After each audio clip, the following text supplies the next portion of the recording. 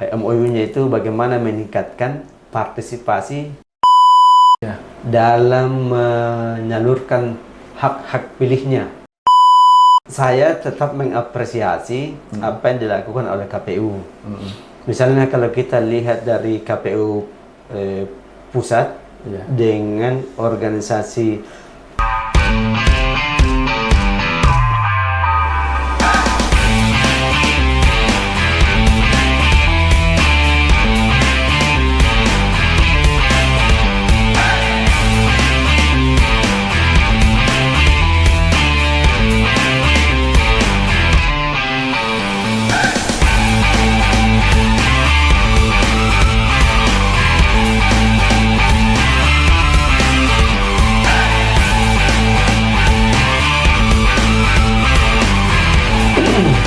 Assalamualaikum warahmatullahi wabarakatuh. Salam Sobat Pemilih, selamat datang kembali di podcast KPU Kota Makassar. Bersama saya Muhammad Nufal Pausan yang akan menjadi host, yang akan berbincang langsung dengan tamu spesial kita, membahas tentang tema aksesibilitas dalam pemilu dan demokrasi. Hari ini tema kita spesial karena kita menyambut atau memperingati Hari Disabilitas Internasional yang diperingati tanggal 3 Desember tahun 2025. Nah, di sini kita kedatangan bintang tamu kita yaitu Bapak Hamzah sebagai Ketua PPUAD. Selamat datang Bapak. Selamat datang, terima kasih telah diundang di KPU Kota Makassar. Ya, sama-sama Pak. Bagaimana kabarnya? Alhamdulillah sehat. Alhamdulillah.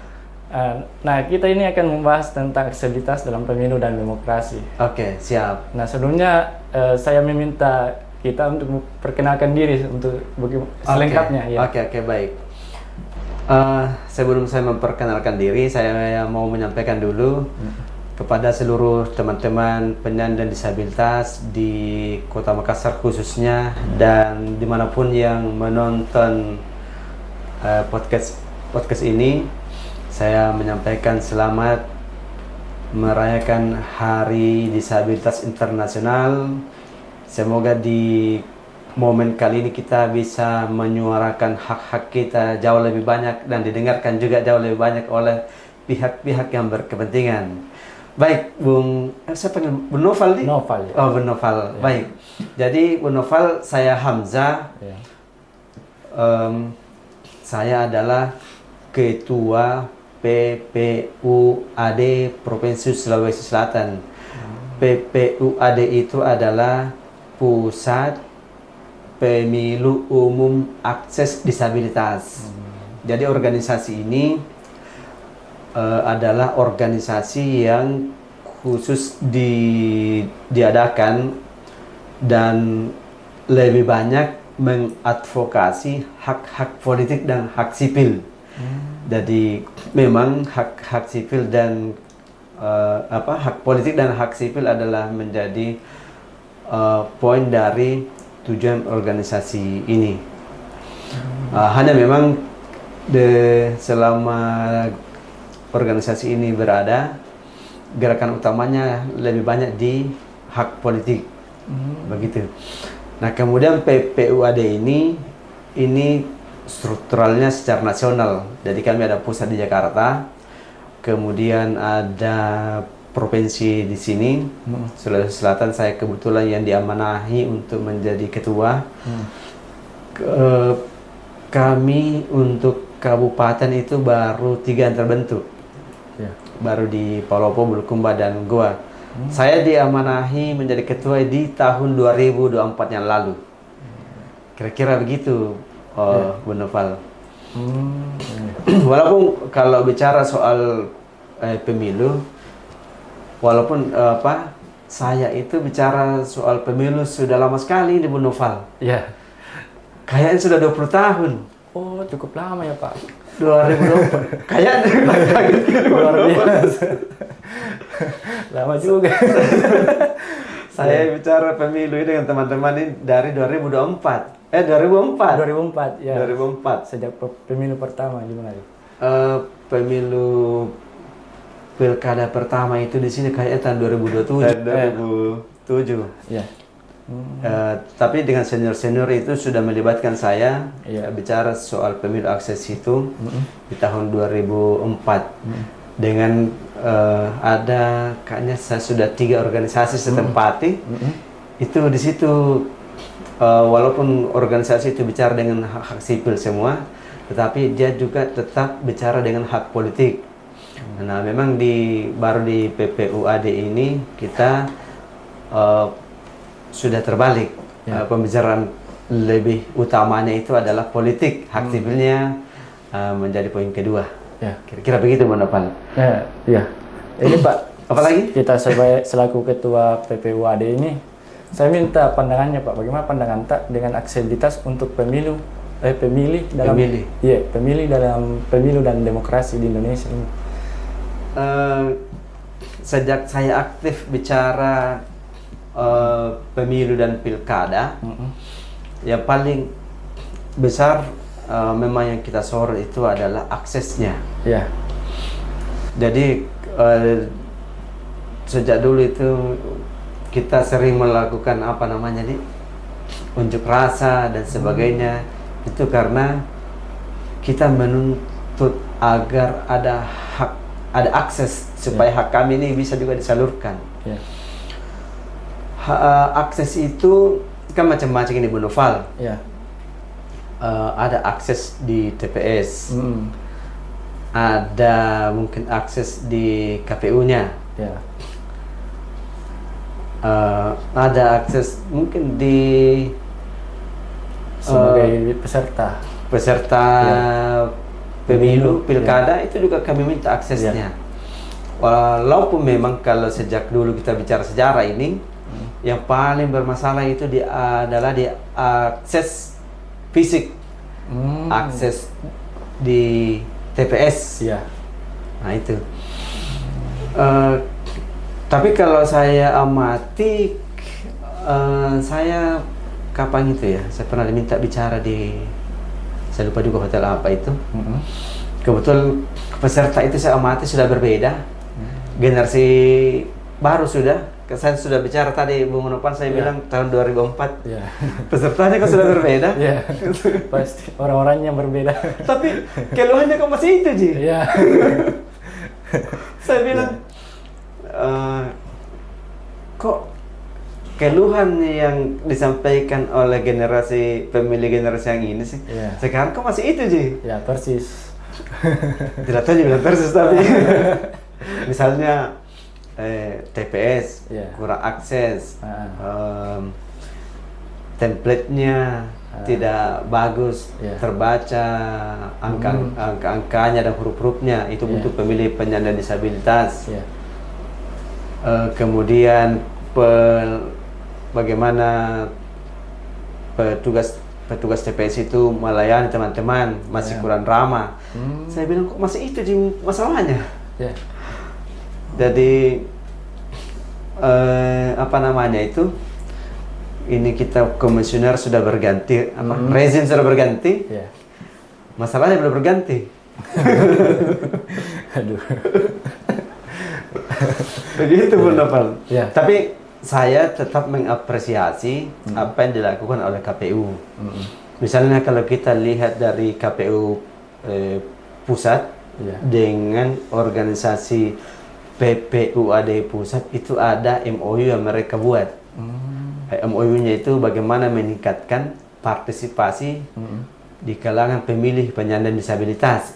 Itu ada, berarti memang KPU sekarang ada niat untuk memperbaiki, semakin menyempurnakan, memantapkan ini bagaimana penyelenggaraan pemilu dan pilkada itu agar menjadi semakin akses untuk semua orang. Mungkin yang menjadi masalah itu adalah bagaimana mengimplementasikan niat-niat yang baik ini dari atas sampai ke bawah. Nah, kira-kira begitu, Bu Noval. Ini Pak, selanjutnya dalam proses pemilu dan pilkada kemarin kan tahun 2024 ini pasti terdapat hambatan dalam yang dihadapi penyandang disabilitas ini. Jadi kira-kira apa hambatan yang dihadapi dalam menggunakan hak pilihnya, Pak? Hambatannya? Iya. kayaknya hambatannya, kalau hambatan masih sama. Eh, Petugas apakah yang menyediakan TPS itu ada ya? Petugas TPS di PPK, Ya, apa PPK, namanya? ya. PPK yang membangun TPS itu. Nah, sama TPS. Ya, itu kan sebenarnya sudah ada petunjuk, Ya, sudah disampaikan kepada KPU ya, agar mereka menempatkan TPS itu di tempat yang ideal, ya, mudah diakses. mudah diakses oleh teman-teman. Ya. Misalnya di situ tidak berbatu jalan masuknya, Ya. tidak berumput misalnya, Iya. tidak sempit, tidak bertangga. Iya. Kalau amatan kita yang mungkin yang berbatu itu sudah bisa diminimalisir, berumput. Hanya yang sempit ini yang belum. Ya. Yang sempit kayak misalnya ini kalau untuk saya, misalnya jarak meja ini, kalau kita anggap ini adalah meja mencoblos, Iya. sudah lumayan untuk saya ini sudah. Sudah. Tapi kalau teman-teman yang menggunakan tongkat, Atau kursi roda. pakai kursi roda, Kursi roda. ini yang bermasalah. Iya. Ya. Tapi pernah saya menemukan TPS itu pemilih di pemilu mungkin ya, di pemilu itu jangankan teman-teman menggunakan tongkat, jangankan teman-teman yang menggunakan kursi roda, saya saja itu masih kesempitan. Nah, itu saya kira bagaimana penempatan TPS itu yang menjadi belum diterapkan dengan baik. Bagaimana teman-teman yang mengadakan TPS Ya. bisa menentukan tempat yang ideal. Kira-kira begitu. Ini Pak, saya juga penasaran ini. Ya. Bagaimana teman-teman disabilitas ini menemukan informasi terkait calon yang akan dipilih ini? Nah, itu dia. Enak, kalau kita masuk di sini nih Bu Noval, ini yang masalah yang terbesar menurutku yang perlu kita kaji untuk penyelenggaraan berikutnya. Kalau calonnya itu gampang jadi tahu, karena kan ada di YouTube, Ya. ada televisi yang selalu bikin debat. Ya.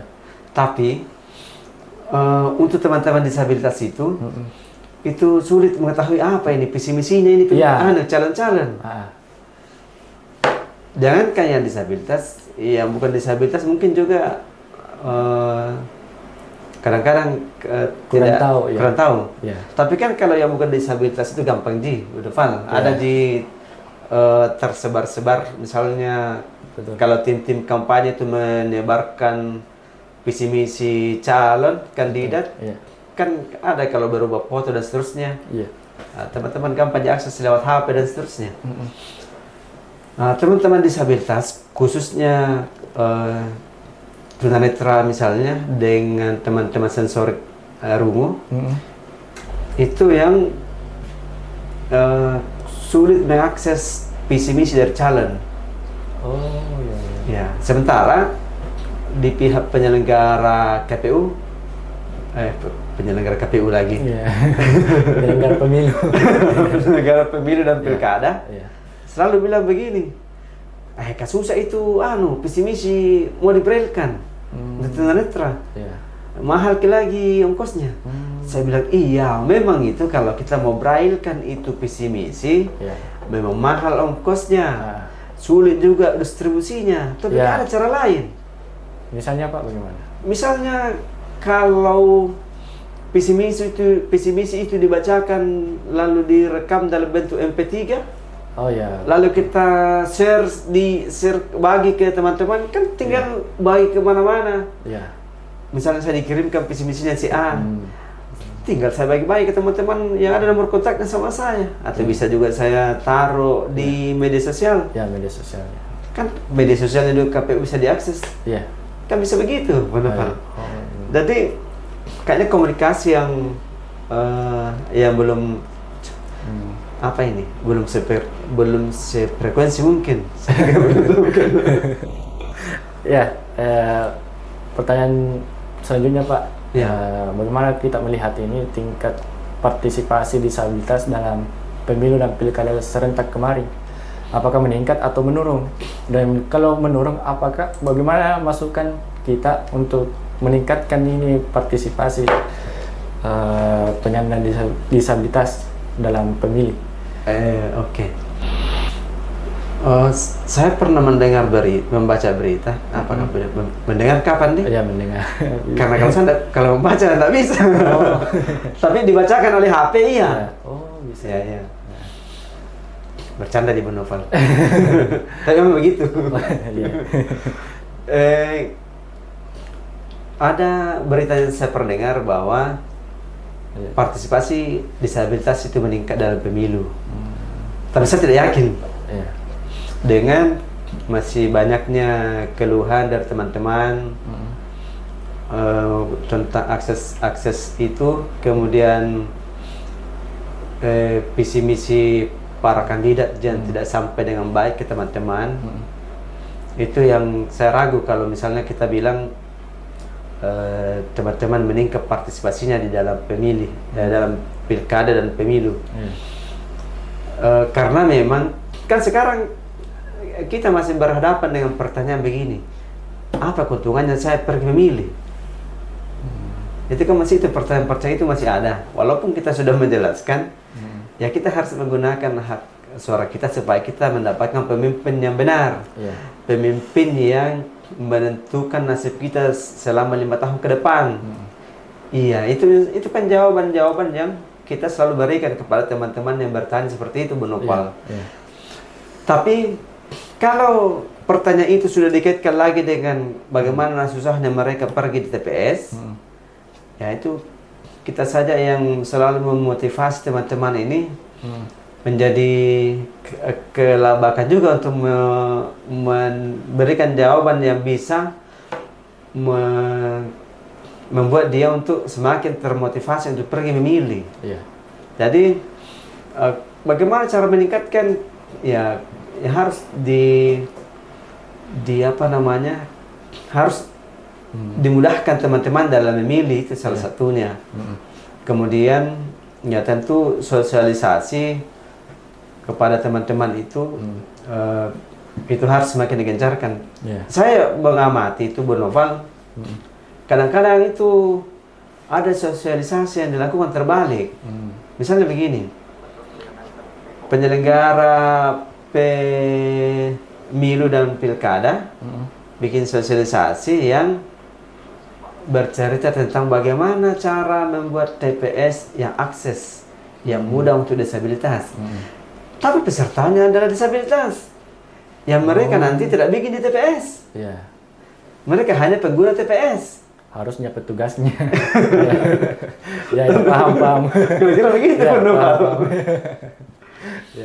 Jadi aku bilang, saya pernah waktu saya diminta bicara soal aksesibilitas. Saya bilang, kenapa kalian pesertanya? Saya diminta lagi bicara di sini. Kalian kan tidak bikin TPS. Saya ini walaupun menyampaikan bahwa TPS-nya ideal itu begini, kalian tidak akan bikin TPS.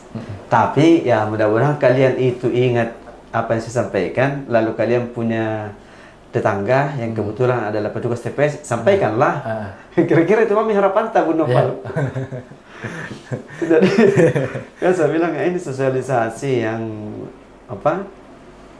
yang dilakukan oleh penyelenggara pilkada dan pemilu, karena dia juga harus belajar untuk bagaimana membuat sosialisasi yang tepat pesertanya, begitu.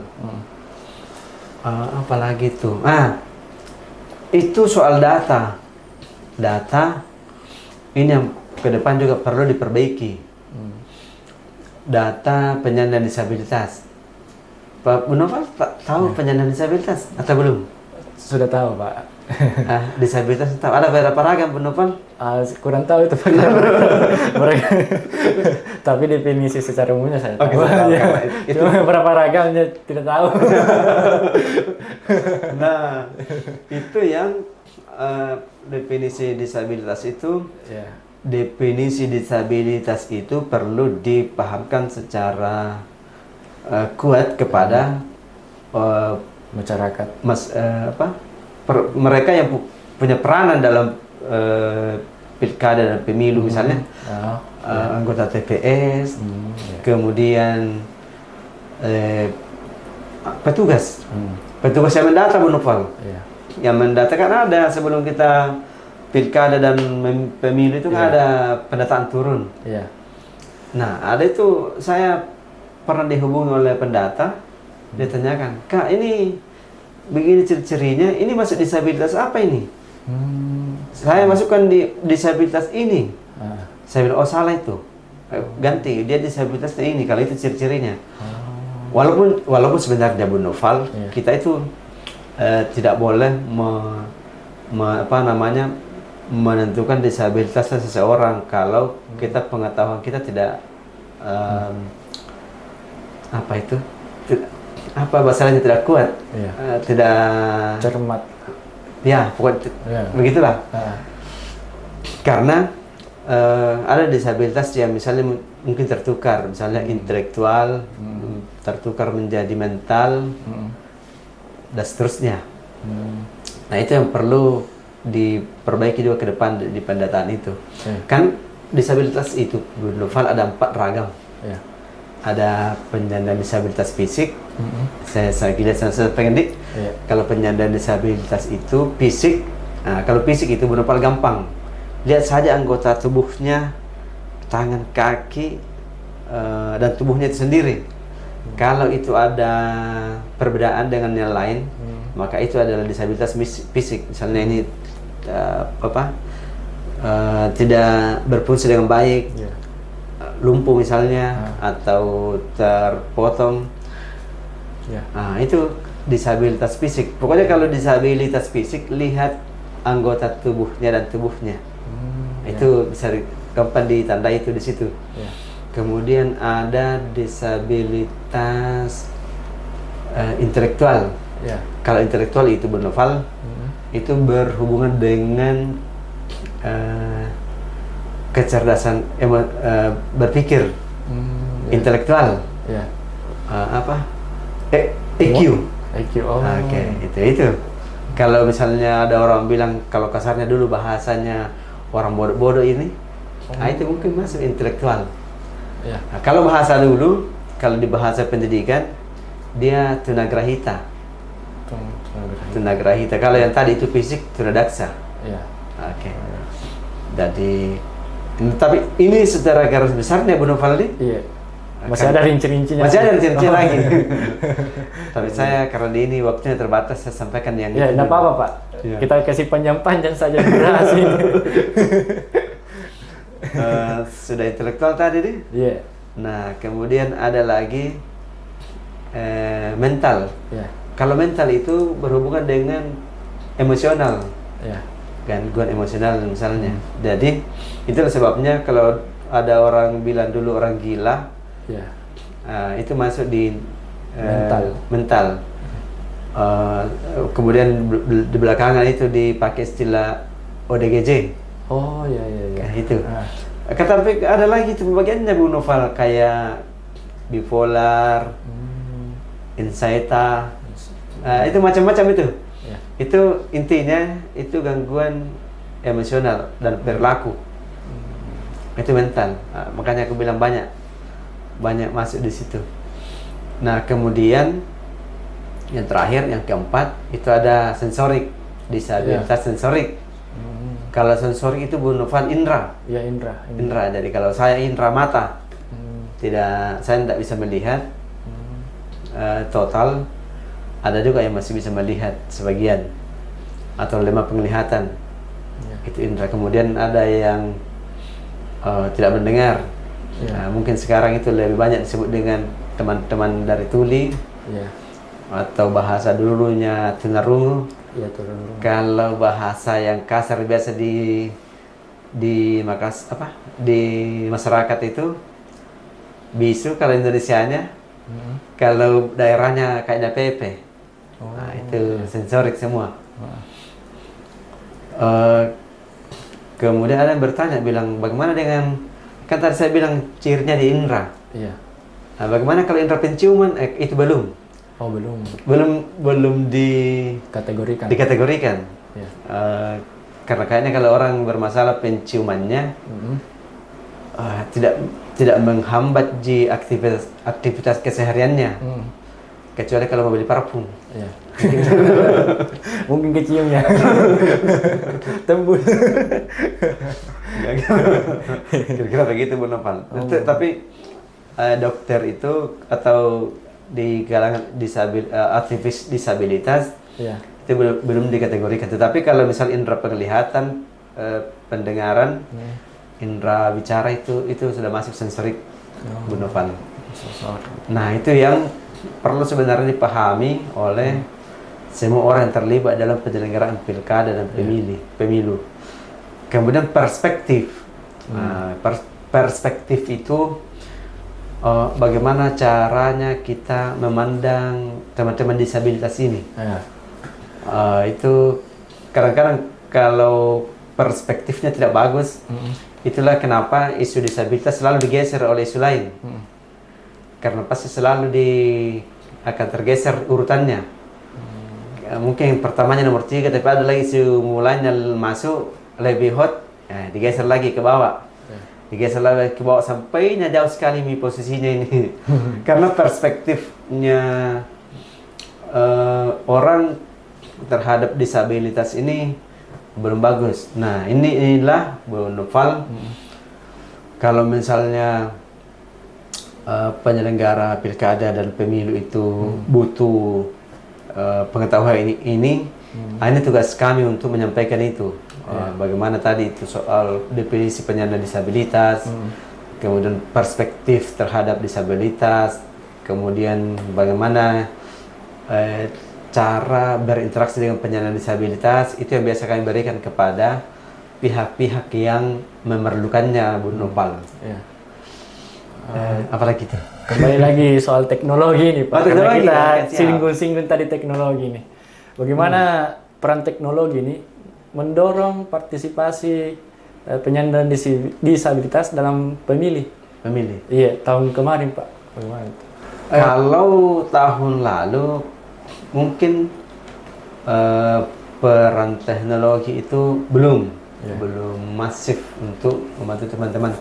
Padahal seharusnya kalau menurut teori seharusnya bisa membantu teman-teman, tapi kan teknologi juga itu kan benda mati juga. Dia harus digerakkan oleh sumber daya manusia. Nah, sama seperti yang saya sampaikan tadi itu. Iya Pak.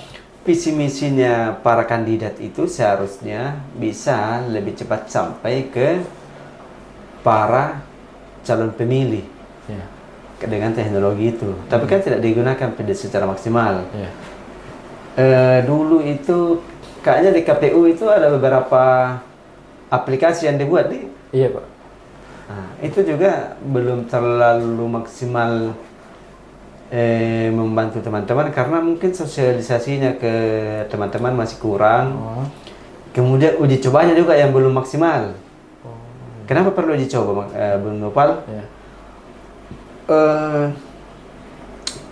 Apalagi namanya aplikasinya KPU? Saya kurang tahu juga Pak. Siapa? Saya lupa. Nah itu itu perlu dicoba dengan misalnya dengan pemilih yang tunanetra Bu Noval. Apakah dia bisa masuk ke aplikasi itu dengan menggunakan HP-nya secara mandiri? Karena kalau dia masuk tapi lewat bantuan sama orang, itu berarti aplikasi itu belum akses. Nah itu menjadi tidak bermanfaat kalau masuknya itu menggunakan bantuan orang lain.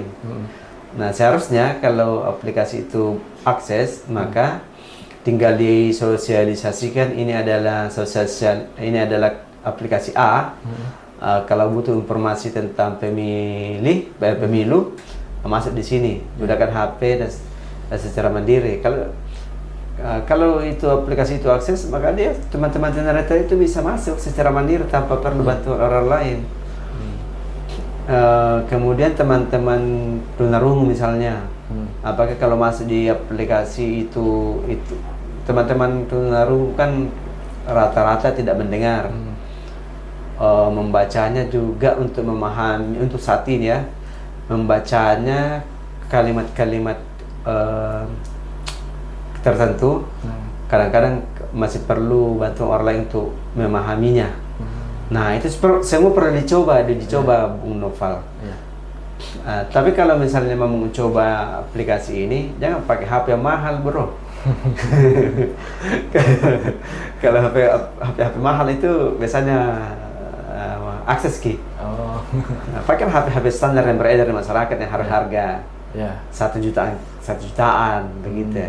Bisa kalau orang-orang yang punya duit bisa beli HP yang harga 4 juta, 5 juta.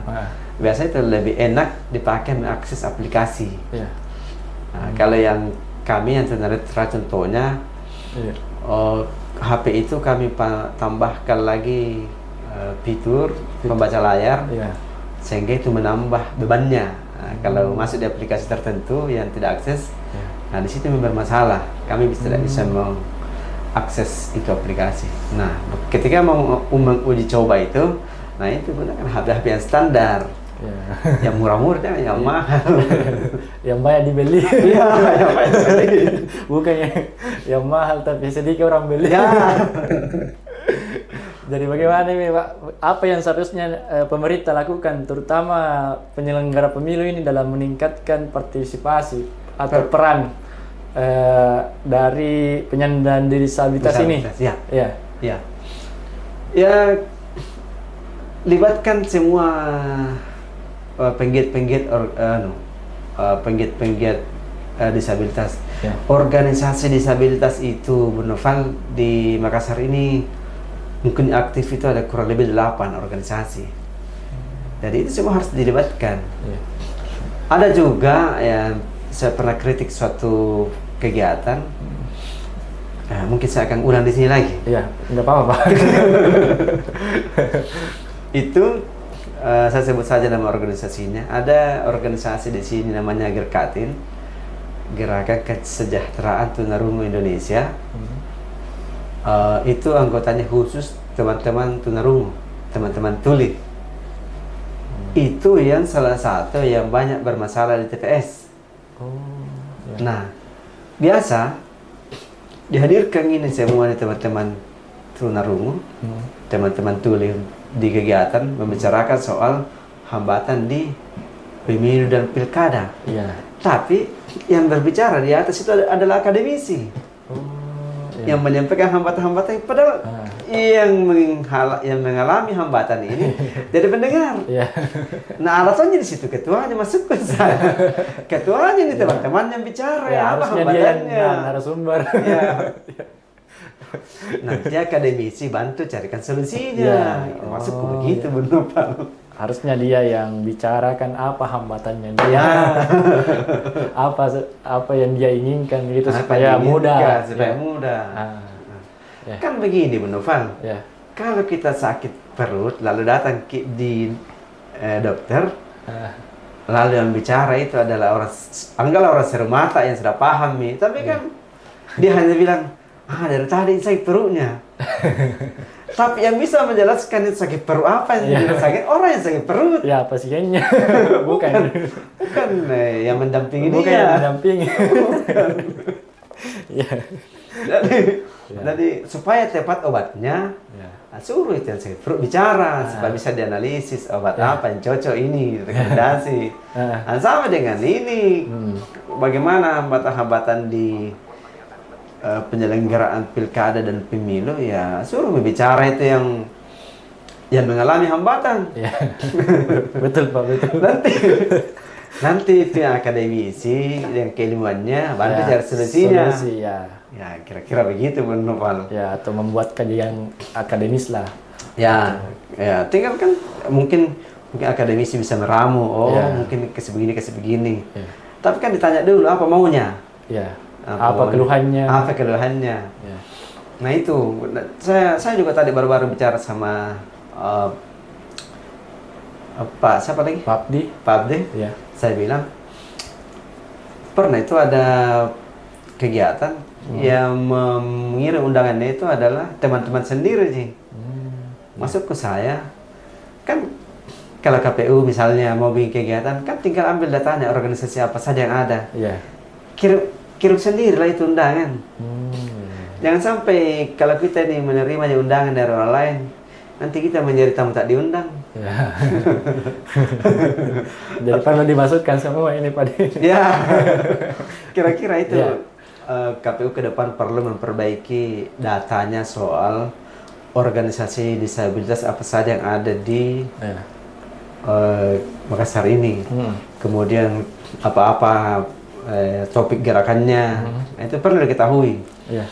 Supaya dalam menentukan pihak-pihak mungkin saja dari organisasi-organisasi ini diperlukan untuk bicara. Kan? Kalau datanya bagus kan bagus juga untuk menentukan siapa yang cocok dipilih. Ya. Kemudian ini saya selalu ulang, mulai dari pendata sampai penyelenggara pemilu, pilkada, sampai pada komisioner kalau perlu, itu perlu diperbaiki pengetahuan tentang definisi disabilitasnya, kemudian perspektif disabilitasnya itu perlu semua diperbaiki, Bu Noval. Supaya ke depan dalam menyelenggarakan pemilu dan pilkada makin masalah-masalah itu jangan lagi terulang. Ya, kita ini sudah inklusi, sudah menyebut inklusi dari sudah berapa tahun ini. Sejak 2000 Undang-Undang Nomor 8 itu lahir di tahun 2016. Mungkin 2 tahun setelahnya itu istilah inklusi itu sudah masif disebut oleh beberapa pihak termasuk KPU. Hanya dalam aktivitasnya, tindakannya kadang-kadang belum inklusi. Mungkin karena ini masih ada gap informasi atau mungkin perspektif yang masih lemah sehingga seperti itu, Bu Noval. Ini yang perlu kita perbaiki ke depannya. Apalagi itu, Bu Noval? Tadi kan tentang sebagai penyelenggara pemilu. Ini kita bahas lagi tentang masyarakat, Pak. Masyarakat. Ya, apa saja yang dapat dilakukan oleh masyarakat secara umum untuk meningkatkan peran dan aksesibilitas pemilu serta kehidupan berdemokrasi bagi penyandang disabilitas, Pak? Ya, ini masyarakat juga perlu diperbaiki cara pandangnya terhadap disabilitas. Kalau misalnya ada keluhan disabilitas bahwa di TPS ada hambatan, jangan melemahkan semangatnya teman-teman. Jangan bilang kalau gue jangan mau datang, karena datang di sana juga susah kok juga. Saya harus bersemangat. Tetap datang karena biar bagaimana itu memilih. Yang kedua, masyarakat juga itu perlu membantu para penyelenggara pilkada, pemilu menyampaikan bahwa di sana itu ada disabilitas.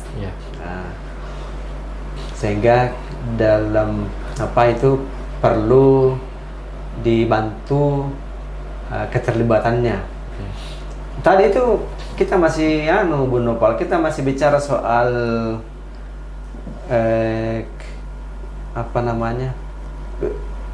penyandang disabilitas sebagai pemilih. Belum dia sebagai yang dipilih, peserta. Belum peserta. Belum juga bagaimana kalau dia direkrut menjadi anggota politik. Anggota misalnya TPS. TPS ya. TPS. Tapi kayaknya ada beberapa yang bisa masuk sebagai penyelenggara. Walaupun belum banyak, tetapi ada dan itu yang perlu kami apresiasi. Nah, inilah sebenarnya peran-peran masyarakat yang diperlukan, bagaimana memberikan kesempatan kepada teman-teman penyandang disabilitas untuk dia bisa mengambil peran dalam menyelenggarakan ini pilkada dan pemilu. Kalau pemerintah itu ya harus memberi aksesnya, Bu Noval. Karena semua itu kan semua sumber daya itu ada di pemerintah. Sehingga pemerintah itu juga perlu memperbaiki komunikasinya kepada teman-teman penyandang disabilitas. Di CRPD, CRPD itu adalah Konvensi Hak-Hak Penyandang Disabilitas itu menjadi rujukannya Undang-Undang Nomor 8 Tahun 2016 tentang penyandang disabilitas, itu mengamanatkan kepada pemerintah untuk selalu berkomunikasi kepada organisasi penyandang disabilitas terkait bagaimana penyelenggaraan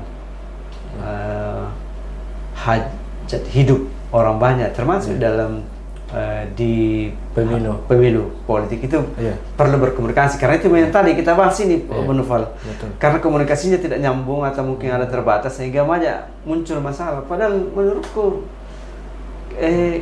gampang itu masalah diselesaikan kalau komunikasinya lancar.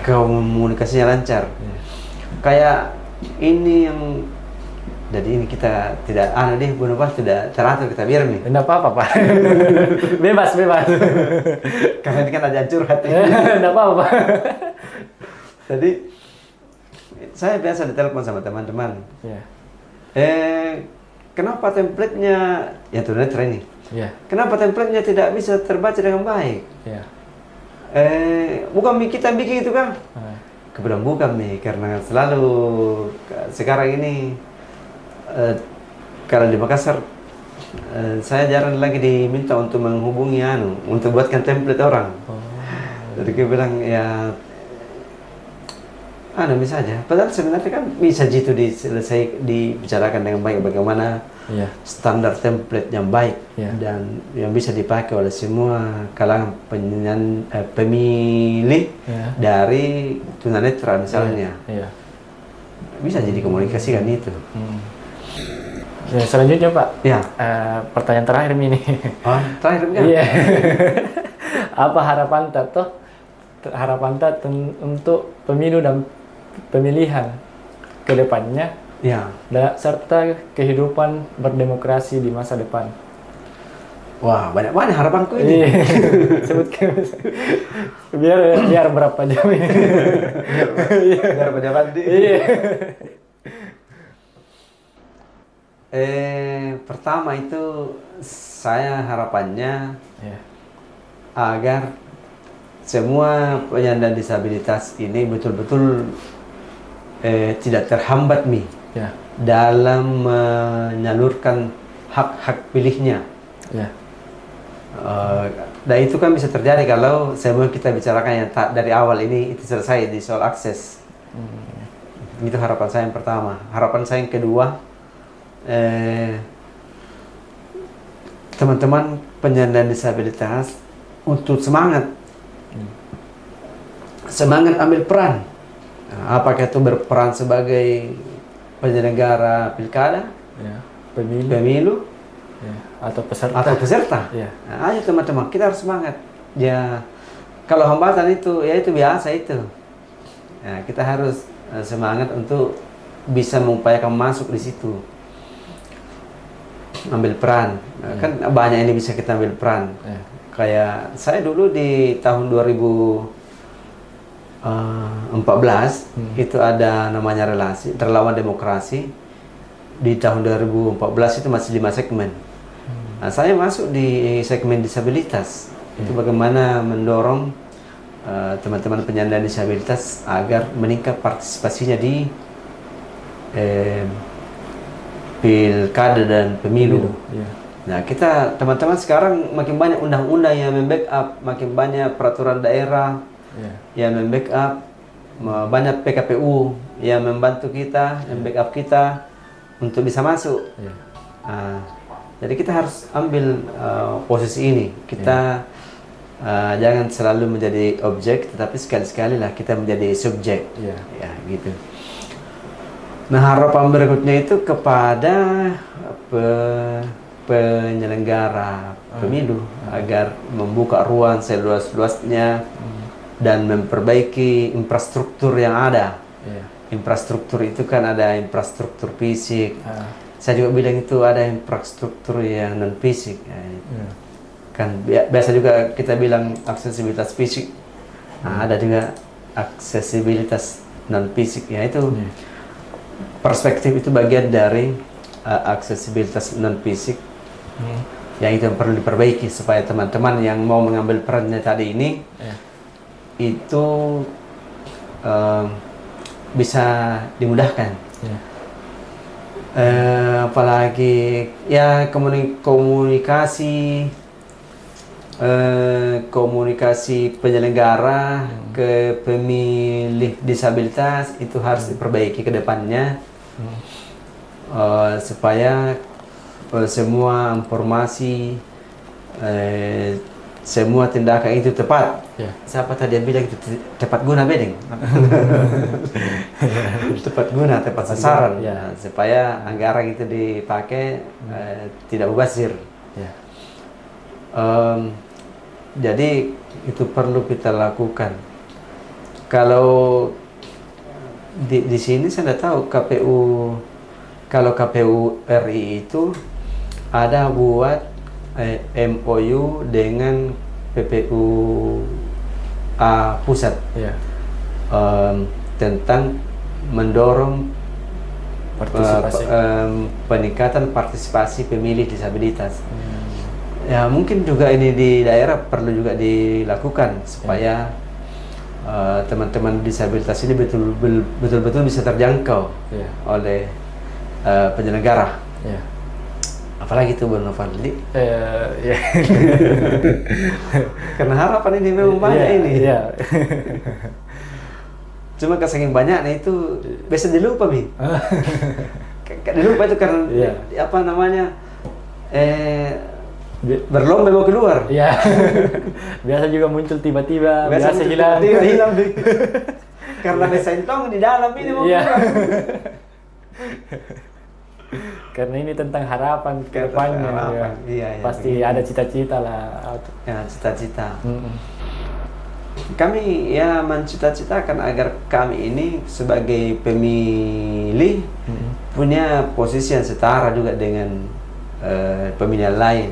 Iya. Setara kemudahannya, setara kesempatannya, Iya. setara fasilitasnya, dan setara juga keuntungannya.